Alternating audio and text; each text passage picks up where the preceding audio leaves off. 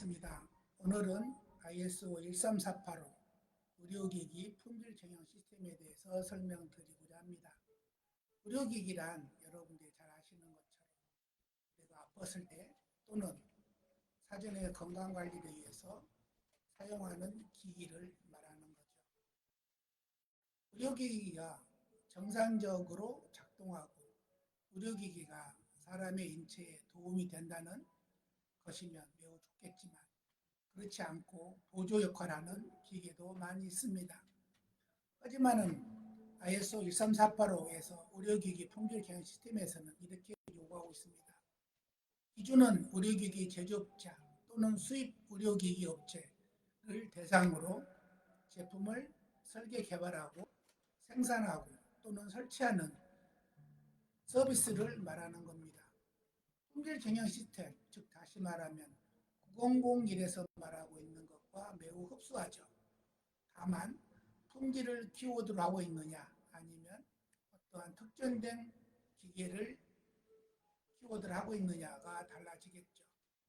품질 경영 시스템에서 우리는 조직이 의도한 결과를 달성하기 위해서 직간접적으로 관련된 활동을 제시하고 그에 따라서 품질에 대한 목표를 달성하기 위해서 어떻게 계획하고 프로세스를 수립하여 포엠에 의해서 자원과 기록에 대한 문서를 어떻게 구성되어 있는가를 확인하는 것이 13485 심사원의 역할입니다.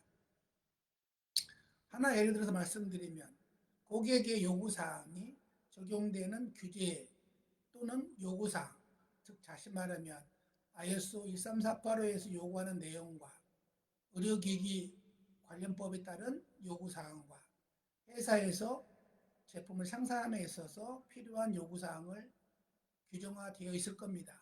그 세 가지가 합법화하여서 프로세스를 하고 그에 따라서 경영 시스템을 수립하고 계획하고 유지하기 위해서 우리는 어떻게 시행하고 어떻게 이행하고 있는가가 매우 중요합니다.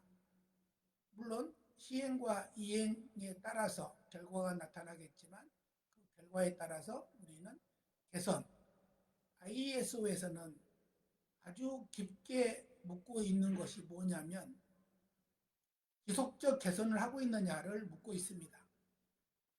13485 의료기기 품질경영 시스템 심사원들은 회사에 방문하여서 그에 따라서 이행하고 있는 것을 결과를 확인하는 것도 좋겠지만 지속적으로 개선하고 있는 것도 확인할 필요가 있습니다.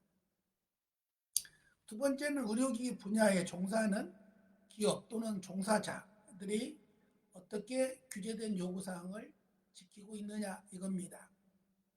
요즘은 중대재해처벌법에 따라서 매우 엄격하게 따지고 있죠.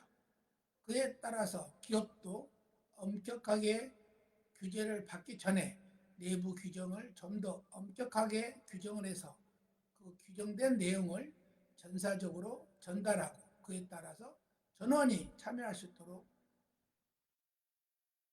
목표가 필요합니다. 명시된 조항을 이행하고 유지하는 것을 양식화해서 때로는 기록하고 때로는 게시하고 때로는 교육하는 것이 매우 중요합니다. 품질 경영에 따라서 채택하고 있는 것을 전반적으로 성과와 지속적 개선을 나타내기 위해서 회사는 어떻게 계획을 세우고 있는지를 우리는 심사원들을 확인해야 됩니다. 오늘은 13485 심사원들 양성하기 위해서 제가 기본적인 내용을 설명드리고 있지만 잠시 후 10시에 13485 훈련을 실시하는 날짜입니다.